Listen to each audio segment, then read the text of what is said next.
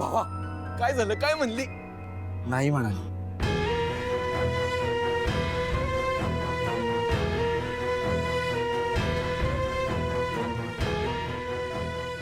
सारंग भावा, मला असं वाटतंय का तिला नाही म्हणावं लागतंय.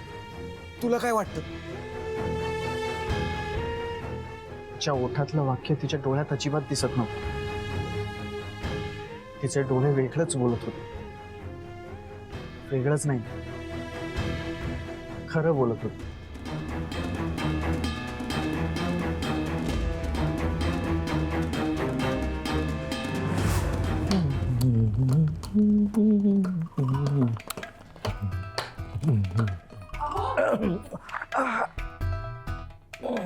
यातला एक निवडा बरं. अगं अगं तूच निवड ना. मला अजिबात ती ही नाहीये. चॉईस कशाला हवा? कोणताही निवडा, दोन्ही अगदी महागातलेच आहेत.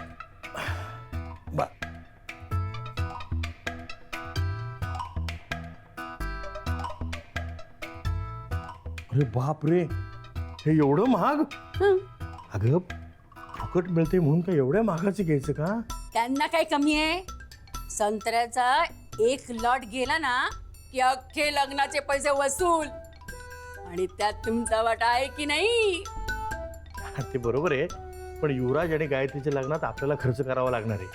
त्यामुळे ही अशी बरोबरी करणं आपल्याला परवडणार आहे का? तुम्ही हे जे काय सगळं आहे ना, ते एक आव्हान म्हणून स्वीकारा. आव्हान? ते कसं काय? जे मी माझ्या मुलांचे लग्न दुप्पट खर्चात आणि थाटात लावून देईन.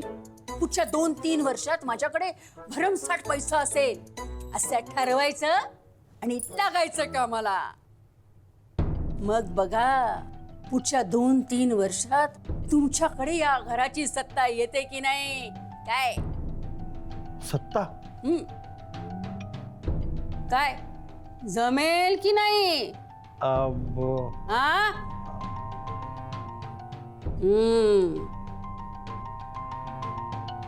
आई, हे कसे वाटतंय? छान आहेत दोन्ही. अगं पण सारंगला विचारायला हवं ना, त्याला कुठला आवडतोय. मुक्ता, जा जरा हे सारंगकडे घेऊन जा आणि त्याला विचार कुठला हवाय. आई, मी दाखवून येते ना. हा, आर्याताई तुम्ही जाता का? जा काय जा. अगं साखरपुडा व्हायचंय अजून. तो झाल्यानंतर काय ते भेटायचं आणि बोलायचं, कळलं का? जा ग, तूच घेऊन जा आणि विचार सारंगला.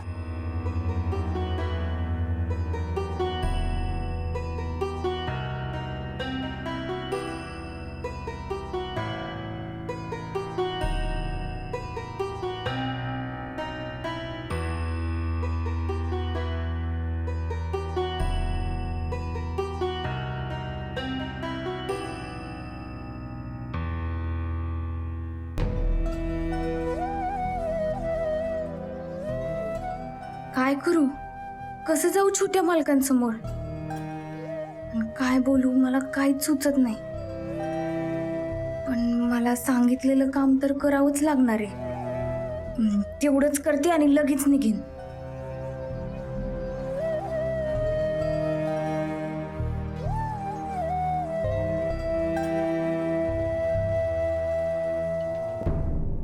अगं सगळेजण बाहेर आहेत.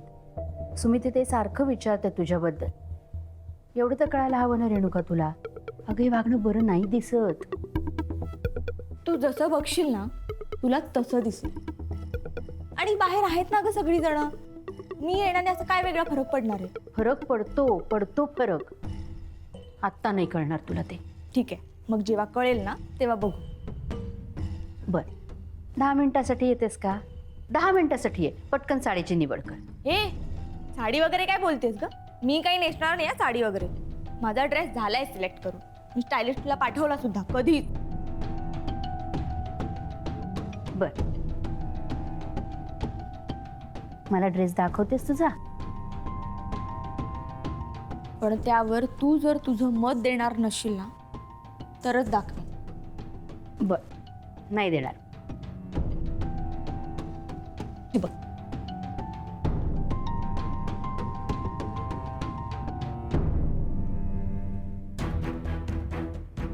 मस्त आहे ना? हा ड्रेस आहे? रेणुका हं? त्याचं नाक जरा जास्ती दिसेल असं नाही का वाटत आहे तुला? मला नाही वाटत. आणि ज्याला कोणाला वाटत असेल ना त्याला तू माझ्याकडे पाठव, मी सांगेन काय सांगायचंय ते. रेणुका आणि हे जर कपडे घालायचे नसतील ना तर साखरपुड्याला मी नाईट ड्रेसवर येईल.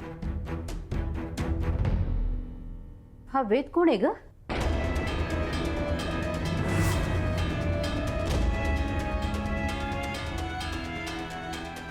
तरुण मुलीच्या आयुष्यात ना खूप त्याला कोणी सांगितलं का तुला? आणि असे लपून छपून मेसेजेस वाचायला लाज नाही वाटत? तरुण मुलीची आई आहे ना म्हणूनच काळजी वाटतेय मला. ओ काळजी, ठीक आहे.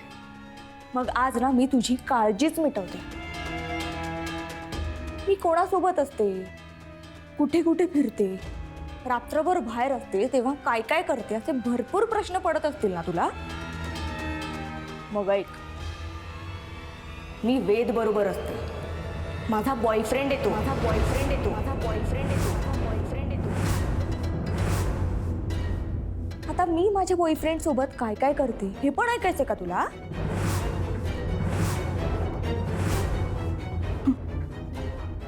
सांगितलं असतं ग, पण तुमच्या पिढीची हिंमत नाही ऐकायची असं काही.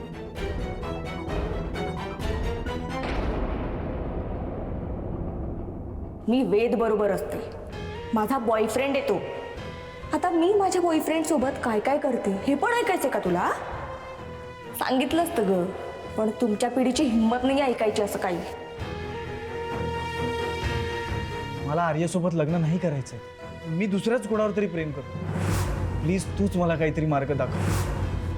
हे असं का होतंय माझ्या बाबतीत? माझी दोन्हीही मुलाशी वाहवत का चालले आहेत?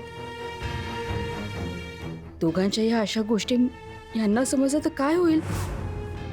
त्यांच्या रागाने नगरकर कुटुंबाचा खांब आणि खांब गडगडणार. काहीतरी अकल्पित घडणार आहे असं वाटतंय.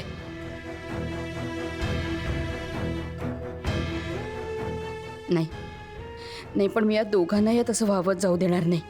मी दोघांना यातून बाहेर काढीन. काहीही झालं तरी या घराच्या भिंतीला चीर सुद्धा पडू देणार नाही मी.